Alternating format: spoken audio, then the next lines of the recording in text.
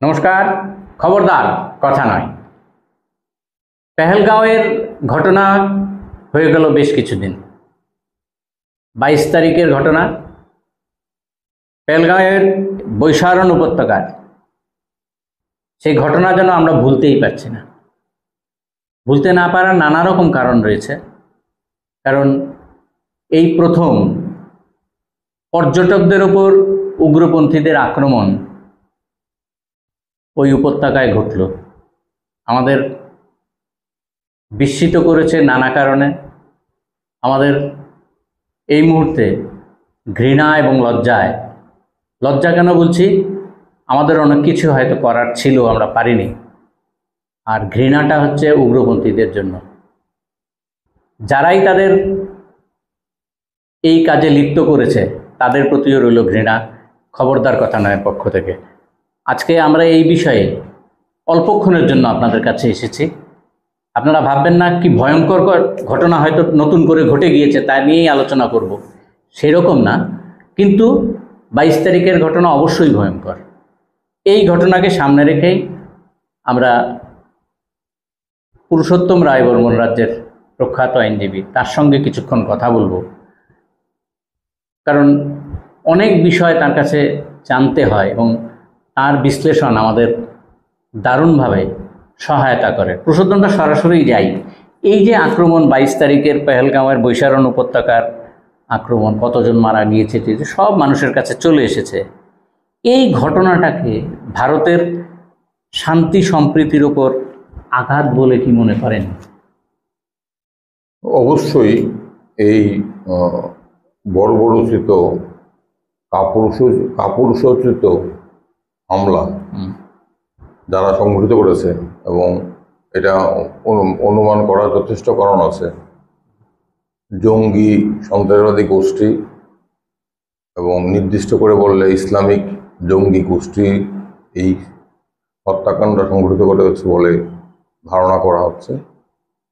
এটা এত মর্মান্তিক এবং একে নিন্দা করার মতো কোনো ভাষাই যথেষ্ট নয়।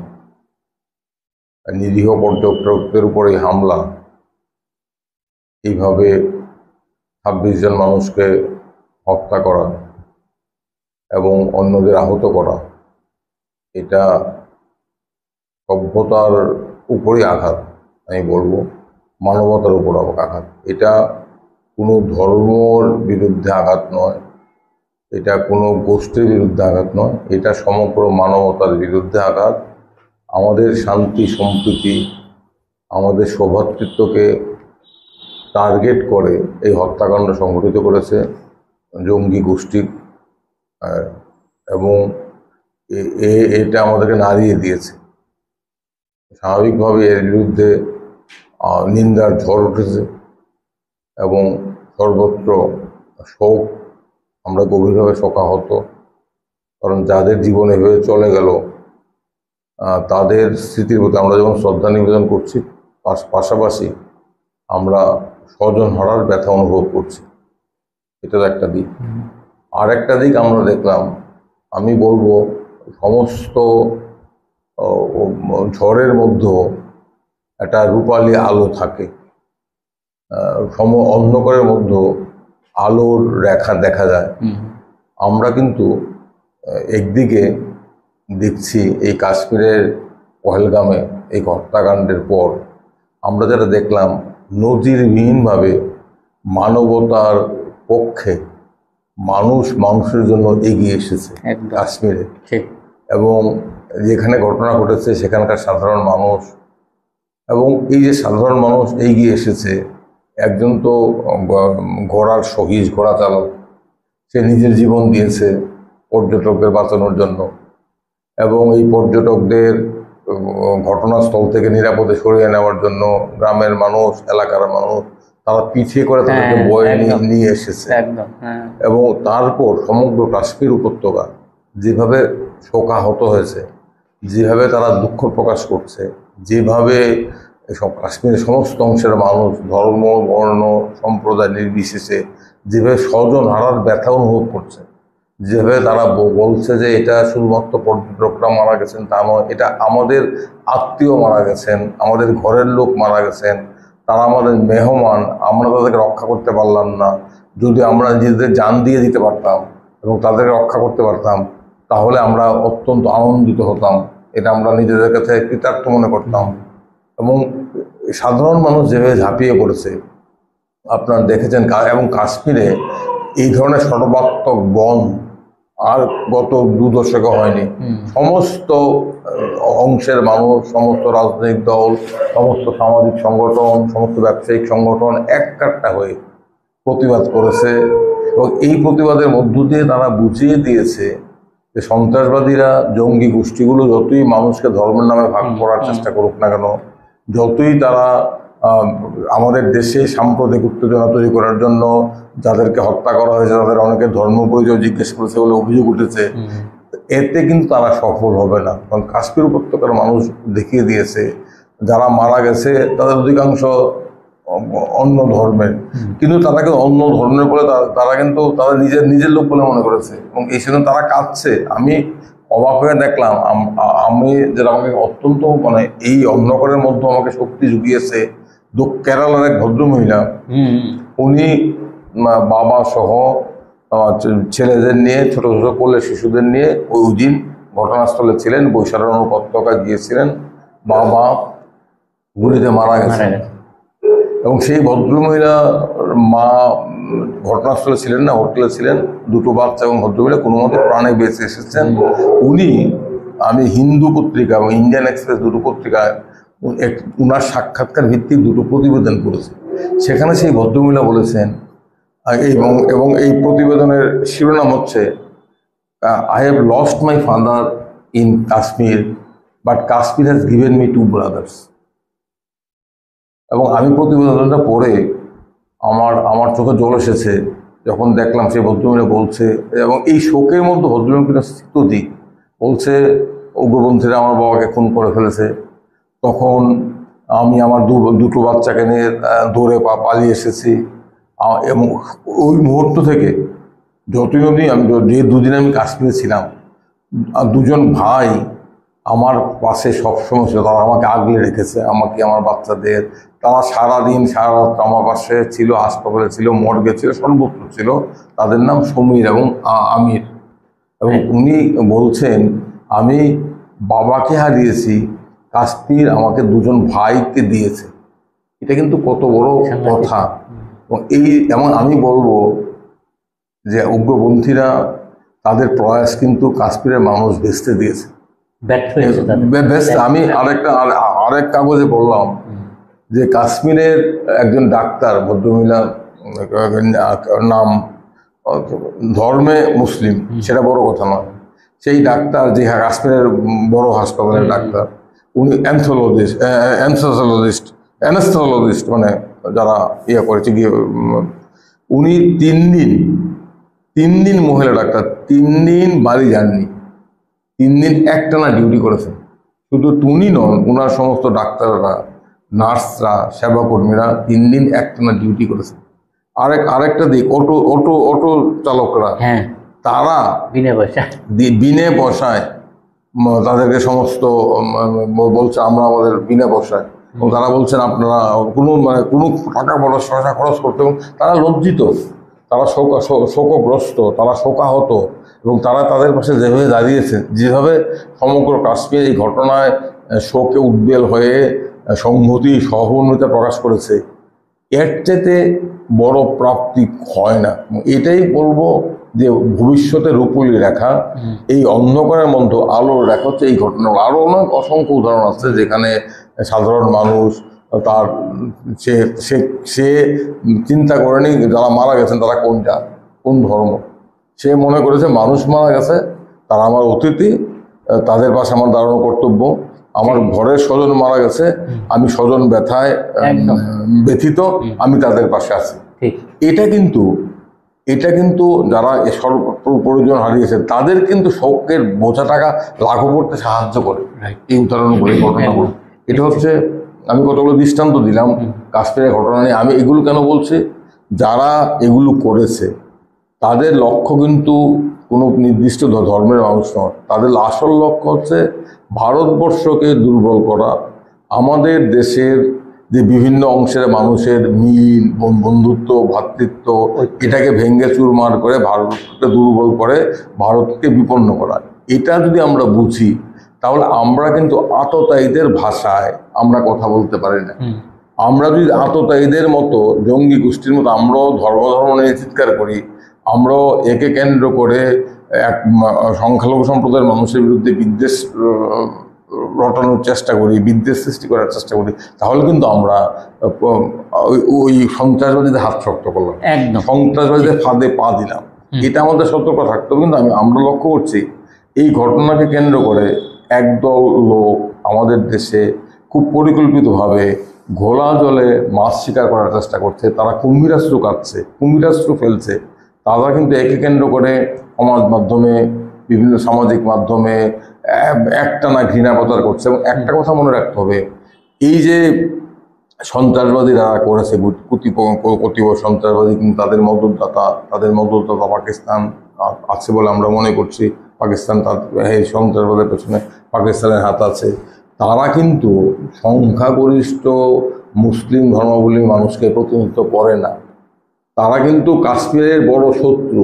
এই যে আততায়ীদের আক্রমণের ঘটনা ঘটলো, 27 জনকে 26 জনকে খুন করা হলো, এর ফলে তো কাশ্মীরের পর্যটন শিল্পের কোমরে আঘাত করে তাকে শয্যাশায়ী করে দেওয়া হলো। এর ফলে কারা ক্ষতিগ্রস্ত হবেন?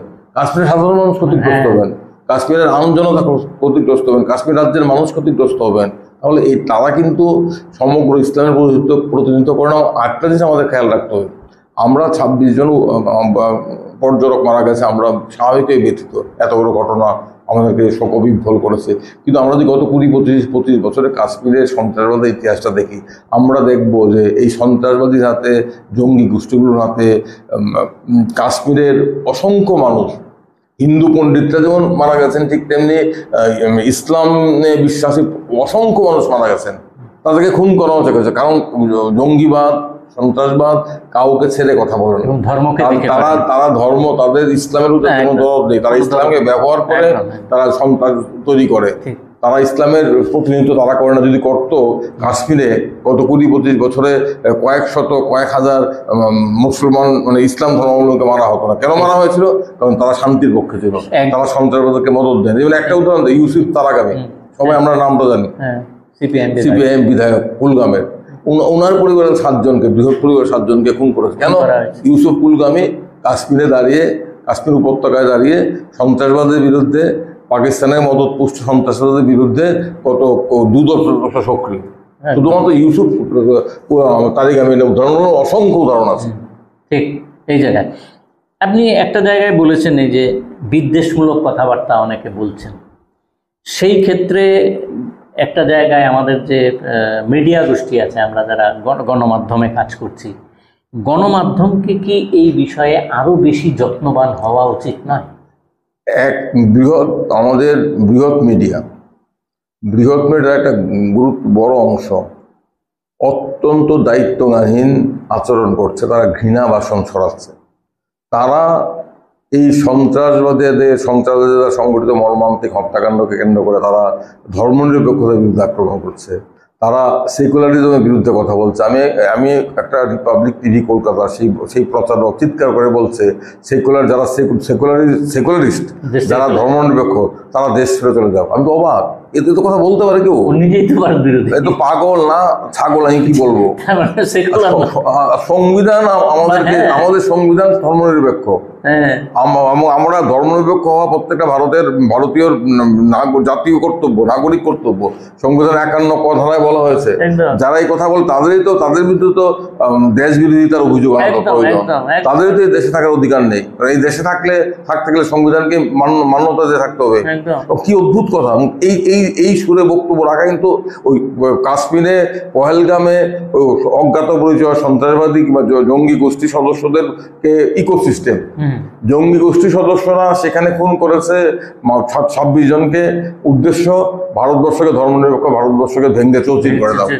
এবং কলকাতায় বসে বিভিন্ন টিভি চ্যানেলে কিংবা সারা দেশে বিভিন্ন টিভি চ্যানেলের একটা অংশ এই সন্ত্রাসবাদের কাজটাই করছে। একদম তারাও ঘৃণা ছড়াচ্ছে যেখানে প্রয়োজন। কাশ্মীরের মানুষ যেখানে দেখিয়ে দিচ্ছে কিভাবে এই বিপদের মুখে দাঁড়িয়ে দেশের স্বার্থে সমস্ত বিভেদ ভুলে একে অপরকে জড়িয়ে ভাতৃত্ব বন্ধন দৃঢ় করে সন্ত্রাসবাদীদের মুখের মতো জবাব দেওয়া যায়, সেটা কাশ্মীর আমাদেরকে দেখিয়েছে।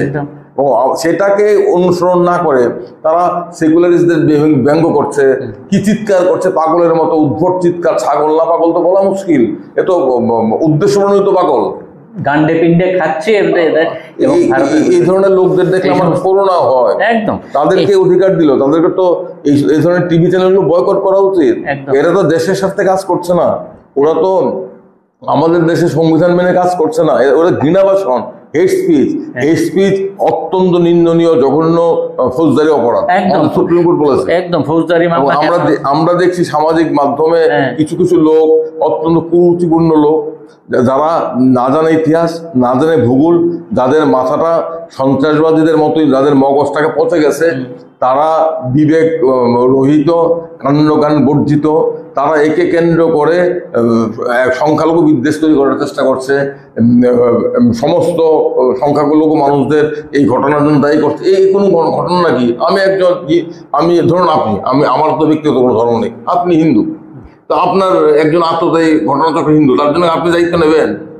আমি দায়িত্ব নিতে পারি, আপনি দায়িত্ব নিতে পারেন? আপনি হিন্দু, ধরুন একজন আপনার পাড়া একজন লোক চুরি করলো, সেও হিন্দু, তাহলে কি আপনি তার দায়িত্ব নেবেন? কাশ্মীরে কজন উগ্রপন্থী পাকিস্তানের মধ্যে সন্ত্রাসবাদী কাজকর্ম করে, তার বিরুদ্ধে সমস্ত ভারতবর্ষে একত্রিত হিন্দু মুসলমান সবাই, তার জন্য কেন আমাদের ভারতবর্ষের সংখ্যালঘু সম্প্রদায়কে জবাব দিতে হবে? আমাদের দেশের সংখ্যালঘু সম্প্রদায় এর বিরুদ্ধে সরব সোচ্চার, তারাও বলছে না, এর প্রশ্নই ওঠে না, কেন আমরা এগুলো সমর্থন করবো? তারা এর বিরুদ্ধে এবং জীবনও দিয়েছে একে রুখতে গিয়ে। ঠিকই তো পুরুষোত্তমদার একটা জায়গায় যে বলেছেন একটা টিভির কথা, এবং অদ্ভুত করে আপনাদের শুধু তথ্যটা জানিয়ে রাখি, এই টিভি পাকিস্তান সম্পর্কে পুরুষোত্তমদা স্পষ্টই বললেন, এই অভিযোগ রয়েছে, প্রমাণও দেওয়ার চেষ্টা হচ্ছে, অভিযোগ দীর্ঘদিনের। সেই পাকিস্তানের কোনো সাংবাদিকদের ওই টিভিতে বসানো হচ্ছে, বসিয়ে আমাদের দেশের অনেকের বিরুদ্ধে বিদ্বেষমূলক কথা বলার সুযোগ করে দেওয়া হচ্ছে। সম্প্রতি আমাদের একজন সেনাপ্রধান, যিনি হেলিকপ্টার অ্যাক্সিডেন্টে মারা গিয়েছিলেন, বিপিন রাওয়াত সম্পর্কে কুৎসিত মন্তব্য করা হয়েছে, তারপরেও ওই টিভি সতর্ক হয়নি। আমাদের সতর্ক হতে হবে। প্রথম আরেকটা বিষয়, সোশ্যাল মিডিয়ার কথা বললেন, অত্যন্ত গুরুত্বপূর্ণ কথা বলেছেন। কিন্তু সোশ্যাল মিডিয়াতে কিছু কিছু মানুষ ভালো কথা লিখেও নানাভাবে অপদস্থ হচ্ছেন, গ্রেপ্তারও হচ্ছেন, স্বাধীন মত। আমাদের রাজ্যেই তো দুজনকে, একজন জহর দেবনাথ সাহিত্যিক, অবসরপ্রাপ্ত শিক্ষক, আরেকজন ছাত্রনেতা কুলদীপ মন্ডল বোধ, তাদের দুজনকে গ্রেপ্তার করেছে। আমি তাদের পোস্টটা দেখলাম, এই পোস্টটা তো আপত্তিজনক পোস্ট নয়।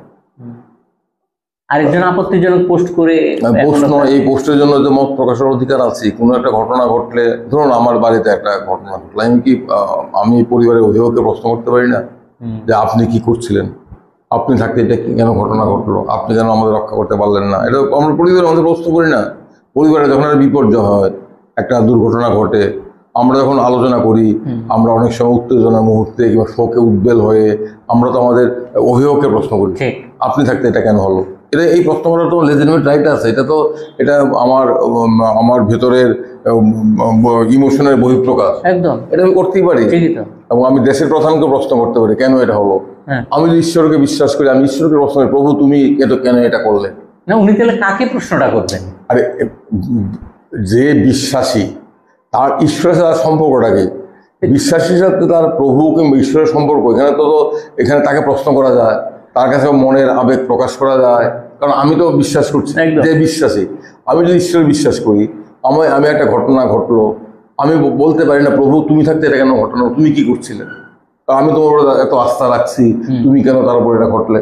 এখন অন্যরা বলবেন যে যা কর্ম ছিল হয়েছে, সেটা অন্য কথা। কিন্তু একজন বিশ্বাসী তো অধিকার আছে, যাকে আমি বিশ্বাস করলাম, যার উপর আমার অচল আস্থা আছে, তাকে প্রশ্ন করা। কারণ আমরা তো বিশ্বাস বা আমার প্রভুর সাথে আমি সংশ্লেষ হয়, এটা ভক্তের সাথে প্রভুর সম্পর্ক, সব ধর্মই আছে। তো কেউ যদি প্রশ্ন করে যে আমার তার প্রভুকে, তাকে সে বিশ্বাস করে, তার যখন তার বিশ্বাসের চিঠির ধরে বলে প্রভু তুমি থাকতে কেন এটা হলো, তো এই ধরনের পোস্টগুলো যদি গ্রেপ্তার করা হয় তাহলে তো খুব দুঃখজনক। আসলে ঘটনাটা কি হচ্ছে, ঘটনাটা হচ্ছে এই সুযোগটাকে কাজে লাগিয়ে মত প্রকাশ করার স্বাধীনতা, বিরুদ্ধ মত প্রকাশ করার স্বাধীনতা, এর উপর হস্তক্ষেপ করা হচ্ছে। আমাদের দেশের 2014 সনের পর থেকেই শাসক দল কেন্দ্র এবং রাজ্যে তারা এক দেশ, এক নেতা, এক ভাষ্য, এটা চাপিয়ে দেওয়ার জন্য সমস্ত ধরনের বিরোধিতাকে তারা বরদাস্ত করতে প্রস্তুত নয়। যে কোনো ধরনের বিরোধিতাকে তারা আক্রমণ করছে, এবং সে কারণে আমরা বলি আমাদের দেশে মত প্রকাশ করার অধিকার, বাক স্বাধীনতা দারুণভাবে আক্রান্ত।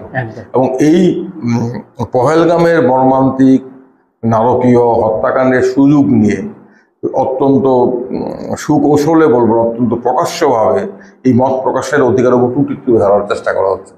তারই উদাহরণ হলো আমাদের রাজ্যে দুজনকে গ্রেপ্তার করা, অন্যান্য রাজ্যে ধরনের গ্রেপ্তারের খবর আসছে। উল্টো দিকে যারা এই ঘটনার পর সমাজ মাধ্যমে কিংবা টিভি চ্যানেল বসে ঘৃণা ভাষণ দিচ্ছেন, যারা পরোক্ষ প্রত্যক্ষভাবে আমাদের দেশের সংখ্যালঘু সম্প্রদায়ের বিরুদ্ধে ঘৃণা তৈরি করার চেষ্টা করছেন, যারা প্রত্যক্ষ পরোক্ষভাবে যারা সংবিধানে বিশ্বাস করে, একজন সেকুলার মানুষ কিন্তু সংবিধান আদর্শ বিশ্বাস করে, তাকে হুমকি দিচ্ছেন, তার বিরুদ্ধে ঘৃণা তৈরি করার চেষ্টা করছেন, তাকে এমনভাবে চিত্রিত করছেন যেমন সে দেশ বিরোধী, এমনভাবে বলা হচ্ছে সেকুলার হওয়া মানে দেশ বিরোধী। এইটা কি কথা?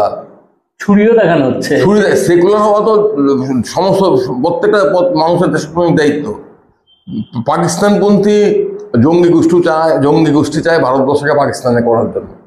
আমরা বলি যে না, হিন্দুস্তান পাকিস্তান হবে না, পাকিস্তান ধর্মভিত্তিক রাষ্ট্র, এবং এই ধর্মভিত্তিক রাষ্ট্র বলে পাকিস্তানের সাধারণ মানুষ ভালো নেই, পাকিস্তানের ইসলামপন্থীরা ভালো নেই, পাকিস্তানের ফেল স্টেট, পাকিস্তানকে কেউ সার্টিফিকেট দেয় না। Pakistan is a failed state because Pakistan has become a theocratic state. It is one of the major reasons why Pakistan is treated as a failed state. আমরা ভারতবর্ষে কোনোভাবে পাকিস্তান হতে দেবো না, আমাদের ধর্মনিরপেক্ষতা আমরা রক্ষা করব।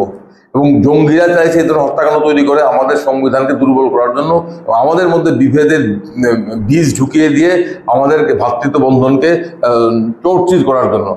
এর বিরুদ্ধে আমাদের রুখে দাঁড়াতে হয়। 26টা মানুষের প্রাণ দিল, তাদের স্মৃতির প্রতি আমরা যদি শ্রদ্ধা ছিল, তাদের আত্মত্যাগকে যদি আমরা নতমস্তকে স্মরণ করি, তখন তাহলে আমাদের দায়িত্ব হচ্ছে ঘৃণার বিরুদ্ধে ঘৃণা ছড়ানো নয়, ঘৃণার বিরুদ্ধে ভালোবাসা ছড়ানো, ঘৃণার বিরুদ্ধে ভ্রাতৃত্ববোধ ছড়ানো, ঘৃণার বিরুদ্ধে সম্প্রীতিকে বর্ম হিসেবে ব্যবহার করে সন্ত্রাসবাদের বিরুদ্ধে লড়াই করা।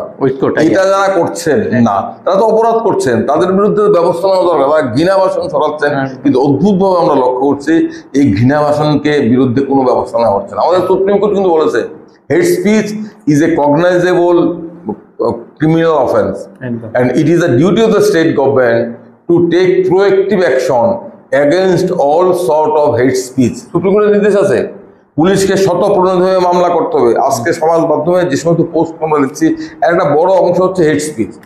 বিভিন্ন টিভি চ্যানেল, আমি বললাম নাম বললাম, একটা চ্যানেলের নাম বললাম, আমি টিভি চ্যানেল, এই সমস্ত টিভি চ্যানেল দেখা বন্ধ করে দিয়েছি। এই সমস্ত টিভি চ্যানেলে যেগুলো বলা হচ্ছে অনেকগুলি হেড স্পিচের মধ্যে পড়ে, এগুলোর বিরুদ্ধে ব্যবস্থা নেওয়া আজকে প্রয়োজন দেশের স্বার্থে। একদম নিশ্চয়ই ঐক্যটা মাথায় রাখতে হবে। আমরা যদি ঐক্য বজায় না রাখি, আমরা তো সন্ত্রাসবাদীদের ফাঁদে পা দিলাম। একদম, আর সন্ত্রাসবাদীদের এইভাবে সহায়তা করার কোনো লাইসেন্স আমরা কাউকে দিতে পারি না। সর্বশেষ প্রশ্ন পুরুষোত্তম দা, যদি আমরা বেশ কিছুদিন ধরেই, আমি সাল তারিখ আমার কাছে আছে, আমি দিতে পারি, বেশ কিছুদিন ধরে দেখেছি যে পর পর কতগুলি সন্ত্রাসবাদী ঘটনা শুধুমাত্র কাশ্মীরকে হয়েছে। 16খানা ঘটনার কথা বলা যেতে পারে পরপর, বড় মনে রাখার, এবং আমরা ব্যাপকভাবে তার ঘৃণা প্রকাশও করেছি। এই ঘটনাগুলি ঘটে যাওয়ার পরে ভারতে, এরপর পহেলগাঁওয়ের ঘটনা ঘটে যাওয়ার পর আমাদের কি আরও সতর্ক হতে হবে, বা এর আগেও আরও বেশি সতর্ক হওয়া কি উচিত ছিল? পহেলগামের ঘটনা নিয়ে তো সতর্কতার ক্ষেত্রে শিথিলতা ছিল, এটা তো দিনের আলোর মতো স্পষ্ট। এটা তো আমাদেরকে বলতে হবে। এইটা বলার অর্থ নয় যে আমি দেশকে দুর্বল করছি, আমাকে কারোর আত্মতুষ্টির কোনো জায়গা নেই। সন্ত্রাসবাদের বিরুদ্ধে লড়াইয়ে যেমন আমাকে আইন শৃঙ্খলার প্রশ্ন, সীমান্ত নিরাপত্তার প্রশ্ন আছে, আপনার বিভিন্ন ইন্টেলিজেন্স গ্যাদার করা, তথ্য সংগ্রহ করার প্রশ্ন আছে। এটা একটা বিস্তৃত অনেকগুলো দিক দিয়ে আমাকে সজাগ চোখ কান খোলা রাখতে হবে। সরকারকে, কেন্দ্রীয় সরকারকে, রাজ্য সরকারকে, এখানে বিন্দুমাত্র শিথিলতার কোনো জায়গা নেই। আবার পাশাপাশি সন্ত্রাসবাদীদের বিরুদ্ধে লড়াইয়ে আমাদেরকে মানুষের ঐক্য বজায় রাখতে হবে। সন্ত্রাসবাদীরা যাতে জমি খুঁজে না পায়, যাতে ঘোলা জলে মাছ শিকার করে না করতে পারে, তার জন্য আমাদের দায়িত্ব হবে জল যাতে কোনোভাবে ঘোলা না হয় সেটা দেখা। আমি এখন এই প্রসঙ্গে বিস্তৃত বলবো না, কিন্তু আমাদেরকে দায়িত্ব নিতে হবে যাতে জল ঘোলা না করি, জল যাতে ঘোলা না হয়। আমরা যদি জল ঘোলা করি তাহলে পাকিস্তান উৎপেতে বসে আছে সেই ঘোলা জলে মাছ শিকার করার জন্য। সেখানে আমাদের সচেতনভাবে, সতর্কভাবে নজর রাখতে হবে যে কোনোভাবে জল ঘোলা না হয়। এটা একটা দিক। এবং সন্ত্রাসবাদের বিরুদ্ধে লড়াইয়ের ক্ষেত্রে আমাদের সতর্ক থাকতে হবে। এটা তো পুলওয়ামার ঘটনার পর তৎকালীন জম্মু কাশ্মীর রাজ্যপাল ছিলেন যিনি, ওই ঘটনা যখন হয়তো 2019 সালে সতপাল মালিকের সাক্ষাৎকার তো কোনো গোপন বিষয় নয়, এটা তো দিনের আলোর সবার সামনেই আছে। এবং সতপাল মালিকের বিরুদ্ধে তো কেন্দ্রীয় সরকার কিংবা কোনো সংস্থা ব্যবস্থা নেয়নি যে তুমি মিথ্যা বলছো, তুমি উদ্দেশ্যমূলক কথা বলছো। উনি তো অনেক কথা বলেছেন যেখান থেকে স্পষ্ট হচ্ছে যে পুলওয়ামার ঘটনার ক্ষেত্রে সতর্কতার বিশেষ ঘাটতি ছিল, গাফিলতি ছিল, এটা স্পষ্ট। এটা করম থাপার কাছে সাক্ষাৎকার, বিভিন্ন সংবাদ মাধ্যমে সতপাল মালিকের সাক্ষাৎকার, তিনি তো ওই সময় জম্মু কাশ্মীরের রাজ্যপাল ছিলেন। উনি তো আমাদের চেয়ে অনেক অনেক বেশি ওয়াকিবহাল। উনি তো বলেছেন, আচ্ছা আমরা গেলাম না, আমরা ভাবলাম যে পুলওয়ামার ঘটনার পর শিক্ষা নেওয়া হবে, শিক্ষাকে আমরা নিতে পেরেছি। আমি দেখলাম সর্বদলীয় বৈঠকে যেটা কাগজে বেরিয়েছে, কেন্দ্রীয় সরকারের তরফ থেকে তার কোনো খণ্ডন করা হয়নি। সেখানেও তো বলা হয়েছে যে নাকি কেন্দ্রীয় সরকার স্বীকার করেছেন যে নিরাপত্তার গাফিলতি ছিল, না হলে ঘটনা ঘটলো কেন। এটাও তো ঘটনা। কাশ্মীরের মতো স্পর্শকাতর অঞ্চলে যেখানে সেনাবাহিনীর ব্যাপক উপস্থিতি, প্রায় ব্যাপক উপস্থিতি সবাই জানেন, তারপরও আধাসামরিক জওয়ান আছে, রাজ্য প্রশাসন আছে, তারপরে এই ধরনের ঘটনা ঘটলো কেন। এখন নিশ্চয়ই এই প্রশ্নগুলো আমরা তুলবো যে ভবিষ্যতে ধরনের ঘটনা না ঘটে। যা ঘটে গেছে, ভবিষ্যতে যদি না ঘটে তাহলে আমাদের এই প্রশ্নগুলো তুলতেই হবে। আমরা যদি প্রশ্ন না তুলি, আমাদের সরকার, আমরা সবাই আত্মতুষ্টিতে থাকি, তাহলে আবার এই ধরনের ঘটনা আবার ঘটতে পারে। আর দেশপ্রেমের অর্থই নয় যে আমি আমার দুর্বলতার জায়গাগুলো নিয়ে কথা বলবো। আমি দেশকে ভালোবাসি, আমি আমার দেশের নিরাপত্তা নিয়ে উদ্বিগ্ন। আমার দেশের প্রত্যেকটি মানুষের প্রাণ, প্রত্যেকটি সৈনিকের প্রাণ আমার কাছে অমূল্য। সেই প্রাণগুলো যাতে অকারণে বিলিয়ে না যায়, তার জন্য আমাকে বলতে হবে যে সতর্ক দরকার। এবং সরকার যদি সতর্কতার ক্ষেত্রে গাফিলতি করে, আমার কাছে মনে হয় গাফিলতি আছে, আমাকে বলতে হবে, সরকারের চোখে এগুলো আনতে হবে। হ্যাঁ, সরকারের কাছেই নিয়ে যেতে হবে। পুলওয়ামার কথা বললেন, পুলওয়ামার পরে 7ই মার্চ 2019 জম্মু বাস স্ট্যান্ডের কথা আপনারা জানেন, এবং অবন্তিপুর 12ই জুন 2019। এরপরে ঘটনা ঘটেছে রিয়াসিতে 9ই জুন 2024। তার আগে রাজৌরি 2023 সালের 20 এপ্রিল। এরপরে রিয়াসির পরে ঘটনা হচ্ছে পহেলগাঁও। পুরুষোত্তম দার সঙ্গে সহমত পোষণ করি বলি এই ঘটনা যাতে আর না হয়, এবং আমরা যাতে সাধারণ মানুষ এবং প্রশাসন মিলিতভাবে এই সমস্ত চক্রান্ত যাতে রুখতে পারি, তার জন্য আমাদের সচেষ্ট থাকতে হবে। কারণ এই কাজ ত্রিপুরা রাজ্যে আমরা করে দেখিয়েছি 1980 সালে। কাউকে মাথা তুলতে সহায়তা করা হয়নি এবং সেই দাঙ্গা রুখে দেওয়া গিয়েছিল, এবং জাতি উপজাতির ভেতরে যে সম্প্রীতি তা আবার ফেরত আনা গিয়েছিল। এই প্রমাণ ত্রিপুরা রাজ্য রেখেছে। আমি একটা কথা না বলে পারছি, 80 নয়, 80-র পরেও তো 90-এর দশকে আমাদের ত্রিপুরাতে কত রক্ত ঝরেছে, কত প্রাণ গেছে, এটা আমরা কি জানি না? কিন্তু আমরা তো ত্রিপুরার মানুষ তো ধৈর্য ধরে ঠান্ডা মাথায়, আমাদের রাজ্যে সন্ত্রাসবাদীরা চেষ্টা করেছে জাতি উপজাতি বিভাজন করার জন্য, তারা পরিকল্পিতভাবে একটি সম্প্রদায়ের মানুষকে খুন করেছে, কিন্তু তারপরও তো এই রাজ্যের মানুষ ঘুরে দাঁড়িয়েছে। এবং আমরা কিন্তু যে কোনো মূল্যে আমাদের ঐক্যকে রক্ষা করেছি। আমাদের ঐক্যকে আমরা রক্ষা করতে পেরেছি বলে আজকে ত্রিপুরা আজকে এই জায়গায় পৌঁছেছে। যারা 90-এর শেষ দশকের ত্রিপুরা, 95, 96, 97, 98, 99, 2000, 2001-এর ত্রিপুরার সম্পর্কে অভিজ্ঞতা আছে, অনেকেরই আছে। আজকের ত্রিপুরা আমরা কি করে এই উগ্র পন্থা সন্ত্রাসবাদ থেকে মোকাবেলা করলাম, এর অন্যতম একটা বিষয় ছিল, অন্যতম একটা গুরুত্বপূর্ণ অস্ত্র ছিল, আমরা এত প্ররোচনা, এত রক্ত, এত প্রাণ, তা সব প্রাণের বিসর্জন সত্য আমরা কিন্তু আমাদের ঐক্যটাকে রক্ষা করতে, একদম ঠিক। তার ফলে ত্রিপুরা কিন্তু শেষ অবধি জয়ী হয়েছে, ত্রিপুরা শান্তি ফিরে এসেছে, আমরা ওই সময়গুলোকে অতিক্রম করতে পেরেছি। একদম। আমি একটা কথা বলে শেষ করছি, আমি কদিন আগে ত্রিপুরা দর্পণ পত্রিকার এই যে আর্কাইভ সংকলনটা এনেছিলাম, পড়ছি। কৌশিক তারা তো অনেক পরে, তাদের বয়স খুব কম, তারা জানেই না, তারা আর্কাইভ সংকলন পরে বলছে, আমি দেখলাম দেখো ত্রিপুরা, বলে এই অবস্থা ছিল, এখান থেকে আমরা বেরিয়ে এলাম কি করে। আমি বললাম বেরিয়ে আসতে পেরেছি, একদিকে যেমন ওই সময়কার সরকার একটা বলিষ্ঠ ভূমিকা নিয়েছিল, ঠিক তেমনি সাধারণ মানুষ, জাতি উপজাতির মানুষ এত রক্ত, এত প্রাণ হারিয়েও আমরা কিন্তু আমাদের ঐক্য রক্ষা করেছি, আমরা মাথা ঠিক রেখে পারি। একদম। ত্রিপুরা রাজ্যে যদি আমরা এই কাজটা করতে পারি, এই পাহাড়ি রাজ্য, কেন জম্মু কাশ্মীরের মতো পাহাড়ি রাজ্যে এই কাজটা করা যাবে না? সাধারণ মানুষ প্রশাসনকে সাথে নিয়ে এই কাজ করতে বদ্ধপরিকর। আজকে এইটুকুই থাক। সবাই ভালো থাকবেন, সুস্থ থাকবেন। সকলকে নমস্কার।